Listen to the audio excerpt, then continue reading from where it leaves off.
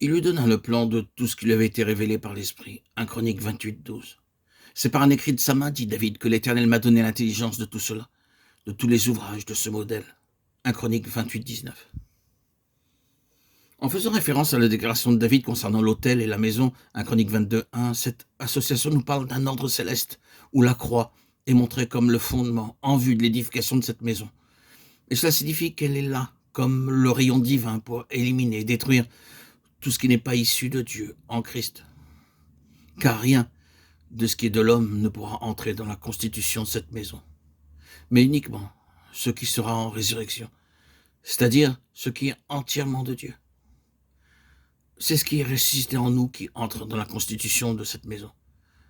Parce que le matériau apporté, cet apport de vie, cette mesure nouvelle de Christ, a été précédé de la mort.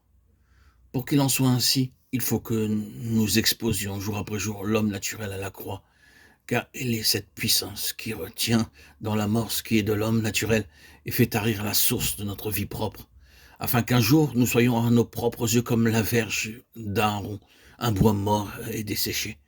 C'est merveilleux quand nos yeux s'ouvrent sur cette grande vérité spirituelle, que seul et uniquement ce qui est ressuscité entrera dans la constitution de la maison de Dieu.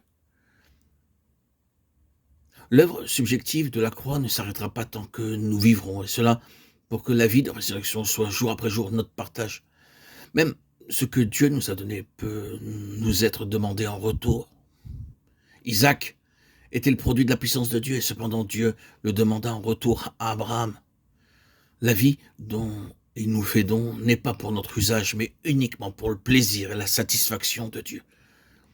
Elle est en nous avec toute la potentialité de sa puissance et la plénitude de la pensée de Dieu pour l'homme. N'est-il pas juste que nous nous retirions de sa voix et que nous lui laissions le soin d'accomplir en nous ce qui satisfait son cœur? N'est-il pas juste que nous donnions à Christ le trône en nous et que ce que nous sommes par nature demeure sur la croix? Oui, c'est cela que Dieu attend de nous. C'est juste cela qu'il désire entendre de nous. Oui, il aime que nous lui disions, Père, ma place est sur la croix et le trône est pour ton Fils bien-aimé. C'est en vérité de cette façon, sur cette base, que la maison est édifiée.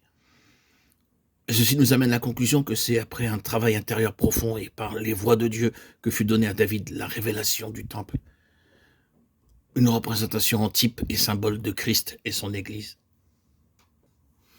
Nous voudrions voir, et cependant, Dieu ne peut nous révéler encore ce qu'il a dans son cœur avant que nous soyons passés par une expérience profonde de notre mort avec lui, et que les profondes eaux de l'épreuve ne soient passées sur nous. Alors seulement cette révélation de ce qu'est l'Église, le mystère de Christ, nous est donnée. Mais avant que nous puissions voir la maison, il nous révélera le Fils, l'objet de son amour. Et, précédant ces révélations, la croix comme l'infranchissable barrière dressée devant l'homme naturel. Dieu, par un travail méthodique, prépare David pour ce grand but, celui de recevoir cette révélation.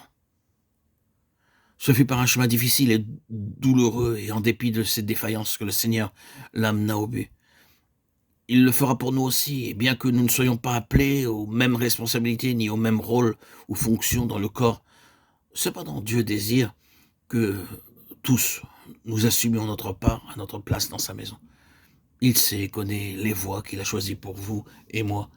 Il nous appartient de lui permettre de nous conduire en dépit de tout ce qui peut être devant nous. Lui le sait, et cela est bien suffisant.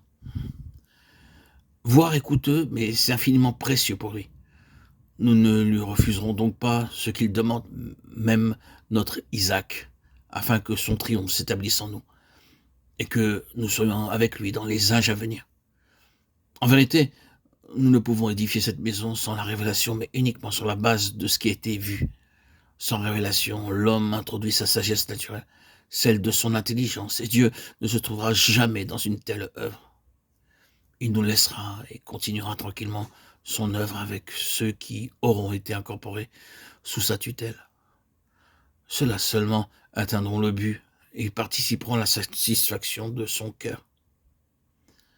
Frères et sœurs en Christ, bien-aimés, chers amis, auditeurs, auditrices, que le Seigneur nous trouve avec lui dans sa maison.